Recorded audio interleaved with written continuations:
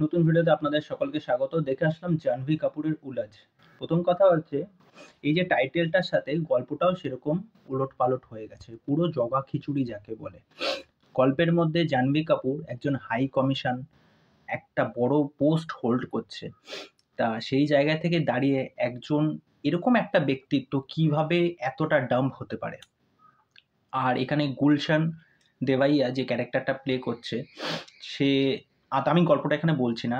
তার একটা উদ্দেশ্য আছে, মোটিভ আছে এবং সে জাহ্নবী কাপুরের কাছ থেকে সমস্ত রকম ইনফরমেশন নিয়ে নিচ্ছে এবং সে ফটাফট সে দিয়েও দিচ্ছে।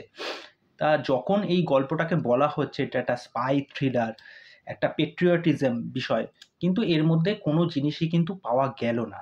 আর পারফরমেন্সের দিক থেকে যদি বলি, জাহ্নবী কাপুর মানে চেষ্টা করছে অনেক কষ্ট করে খুব ইন্টেন্স পারফর্ম করার, কিন্তু একদমই না। আর বলিউডের সেই ব্যাপার, জাহ্নবী কাপুরকে এই পেট্রিয়টিজম যদি সিনেমা হয় তার মধ্যে এত বোল্ডভাবে ড্রেসপত্র এরকম দেওয়ার কি মানে আছে?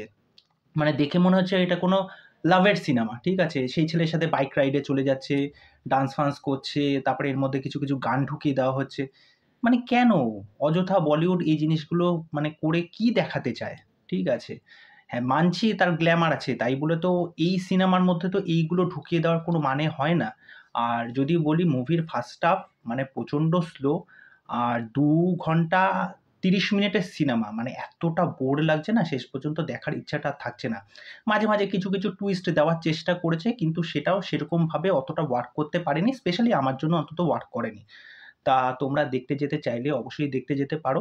তা এই বিষয়ে তোমাদের কি মতামত? এর বেশি আমি আর কিছু বলবো না এই সিনেমাটা নিয়ে স্পেশালি, আর এর চেয়ে বেশি বলার মতো দরকার আমি অন্তত মনে করছি না। আর যদি ভিডিওটা ভালো লেগে থাকে, ইনফরমেটিভ মনে হয়, তাহলে লাইক করে দাও, নিজেদের মতামত জানাও সিনেমাটা দেখে এসে। পরবর্তী ভিডিওতে আবার দেখা হচ্ছে। আর চ্যানেলে এসে চ্যানেলটাকে সাবস্ক্রাইব করে দিয়ে এইভাবে সাথে থেকো, পাশে থেকো। নমস্কার।